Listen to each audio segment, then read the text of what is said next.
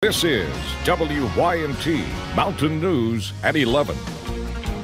Good evening, I'm Justin Case. Strong storms impacted parts of the Commonwealth earlier today, and the cold front continues to push east. Our weather team has been tracking gusty winds this evening and will continue to do so through the overnight hours. Let's check in with Chief Meteorologist Andrew Dockery for the latest. Andrew? Well, Justin, I do think this severe threat is diminishing. That's the good news. What I can tell you is there's still going to be showers and storms for tonight. The gusty wind threat's going to be there, and that's why we're continuing that severe weather alert day. Just really on the side of precaution here. Notice a pinpoint Doppler at this point showing still some showers and storms approaching the Mountain Parkway area. More shower activity across portions of Perry County, the big sandy communities. But that cold front, in fact, that line that is associated with the cold front, rather weak at this time. So we'll continue to watch that push. For right now, we've been dropped to the marginal risk, but the wind speed still anywhere from 5 to 20 miles per hour, with gusts still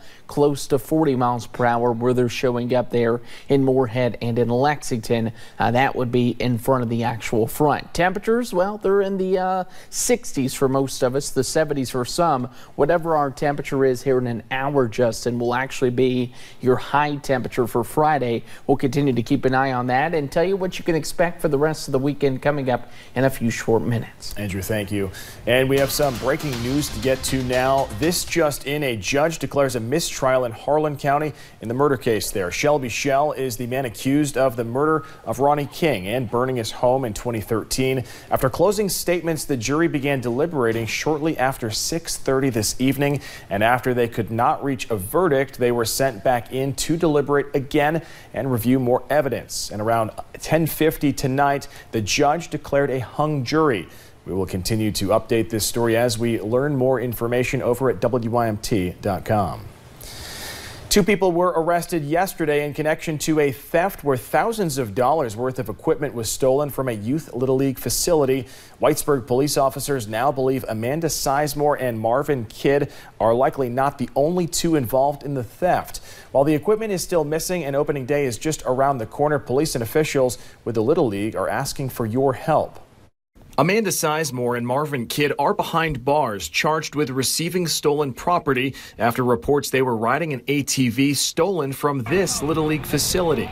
Once they were located, a foot pursuit started, a male and female. They both ran. After multiple searches, police have not found any other stolen items, leading them to believe others are likely involved. It's a shame and a disgrace that people are so desperate that they consider nothing else but themselves and committing a crime that they would steal from our children. All of this began Wednesday morning when Little League officials noticed the door to the concession stand pried open. I just felt like maybe somebody's just, looking for some money, but when I actually went in and seen that nearly everything we had in the concession was stolen, it's heartbreaking. Officials with the Little League say the thieves took close to $10,000 worth of equipment. All of our silverware, spatulas, anything we used to cook with was here. They got all of it. That includes larger items like pizza ovens, hot dog warmers, printers, computers, and even air conditioners. The items used to cook food are what help raise money for the fields and the kids. Upgrades to our fields, upgrades to our batting cages, and then at the end of the year we have kids that will travel for All-Stars. The funds help those children with uniforms and other things. With the season right around the corner, Michael Sexton hopes a cash reward will help get the items back. They're not stealing from me, not stealing from my board, but they're stealing from these kids. Hoping to catch the thieves who are hurting kids in our community. Whitesburg Police Chief Tyrone Field says you can call in tips to police anonymously and still be eligible for the cash reward. Officials with the Little League are meeting Sunday to determine how much the reward will be. An Eastern Kentucky couple spotted a man on the road driving erratically. They followed him and called 911. They also captured the whole thing on video. Kevin Hopkins, the man behind the wheel, was pulled over and charged with a DUI. But before then, he went off the road twice and managed to keep going. He nearly hit several cars, including a school bus. There was a few places where cars couldn't get off the road, and he managed to get over just in time. But we stayed back enough that, we were waiting on it. It was going to be an accident, with school traffic on the road especially. Hopkins is being held in the Pike County Detention Center. Police say whenever you see someone you believe may be impaired and behind the wheel, to call them immediately. Kentucky lawmakers agreed to borrow $75 million to fix up the park system and bolster its efforts to attract businesses to the state. House Bill 268 would cost taxpayers more than $3 million in payment a year, money that would come from the state's $130 million reserve.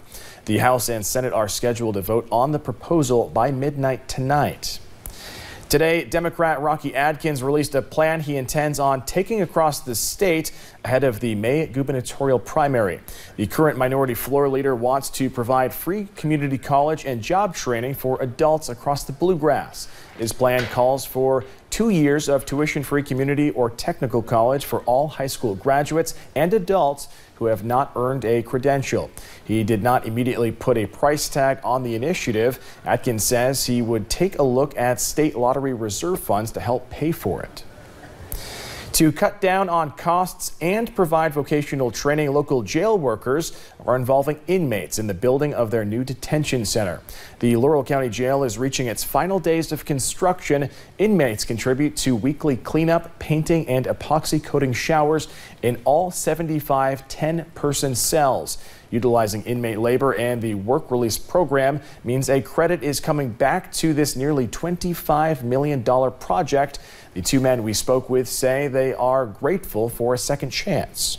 It's going to be a good feeling knowing that, we helped our community, and this will be something that's here forever, so we can always say, well, I did that. I just hope I don't ever see you. Workers expect the jail to be completed by late summer or early fall. It's time once again for Hoops Hysteria on WYMT.com and your chance to play our NCAA tournament bracket game. You can also compete against some of the WYMT staff and also win a 65-inch smart TV. A $1 million prize will be awarded nationally if someone correctly picks all of the games. You can register now and fill out your bracket as soon as the pairings are announced Sunday night. You have until 15 minutes before the first game on March 21st to sign up. And Kentucky now knows who their opponent will be in their first SEC tournament game. Kentucky will take on Alabama for a much anticipated matchup tomorrow. Will Puckett and Willie Hope have more from day one in Music City. Well, the SEC tournament day number 2 and number 1 for the WYMT crew is almost in the books. And Willie, Big Blue Nation's out in full force today. I mean, we drove in and just you could see the sea of blue kind of here. And Kentucky wasn't even close to playing. Obviously, they play tomorrow, but they weren't even close to the game in which most Kentucky fans care about. It was crazy. You can tell Kentucky fans love basketball and love their Kentucky basketball. I met up with a couple of fans, and here's what they had to say waiting the big game. Big Blue Nation shows up. Big Blue Nation was out in full force on Broadway and 5th Avenue in Nashville today, and they are confident in their Cats heading into the matchup. Oh, it's great. We was just talking about that, my brothers and I, that St. Louis last year was okay, but we love Nashville, especially Kentucky being so close. And while Coach Cal talks about he doesn't think the SEC championship matters, some Kentucky fans agree with him. After so many SEC tournaments, I'd rather have number 9 than I would 50 or 60 of these. Because in the end, they're not looking for SEC championships. They're looking for something a little bit better. A big game, and it's now March Madness for Big Blue Nation. They'll be out in full force on Friday. Willie, hopefully they'll get a pretty big piece back for the game, too. Yep, they've been missing Reed Travis since before the Tennessee game, a couple weeks now. But, P.J. Washington, all those guys are excited to get Reed back. Here's what they had to say about getting their big man back in the middle. Regardless of the opponent, the Wildcats will be glad to have Reed Travis back on the court. Having him back, it's great. Not a lot of teams can really double us because we definitely have another post player that can really score the ball. So it's going to be harder for teams to guard us. And then he's great on the defensive end. He knows he always knows what we're in. He's vocal and he's a leader. The Wildcats will hope to have Reed Travis back on the court. The grad transfer big man is a game-time decision. I think he's going to fit right back in. He was injured, but he's still, getting workouts and stuff like that. So I think he'll fit right in, as he was earlier in the season, and we're excited to eventually have him back. Will we just can't stress enough how important Reed Travis is to Kentucky if they want to make a run to the SEC championship and possibly national championship. Well, we'll find out for sure. 7 o'clock on the SEC Network is when Kentucky tips off. That's coverage for day one here in Nashville. We'll have much more on Friday outside Bridgestone Arena in Nashville. Will Puckett, Willie Hope, back to y'all. Kentucky takes on Alabama at 7 on the SEC Network. Will and Willie's coverage will continue from Nashville tomorrow. Coming up at 11, we'll head over to Capitol Hill, where Republicans defy President Trump over his border emergency, the steps the president is now taking. And possible tornadoes hit western Kentucky. We'll take a look at the damage. And those gusty winds continue for us, along with the rain chances. We'll break down not only your Friday forecast, but the weekend as well, coming up.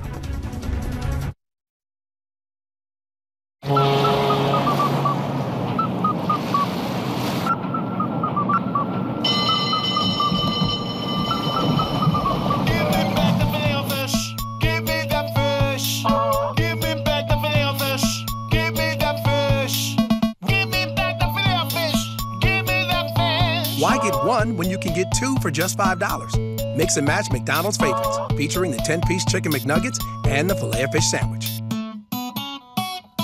To me, Food City's commitment to value every day says a lot. It means the freshest produce, top quality meats prepared by real butchers, fresh baked goods, and so much more. This week, save on Food City Fresh Ground Round, $3.99 per pound for 3 pounds or more. Holly Farms boneless chicken breast, $1.99 per pound. Halo's mandarin oranges, $3.99, and more. Only at Food City.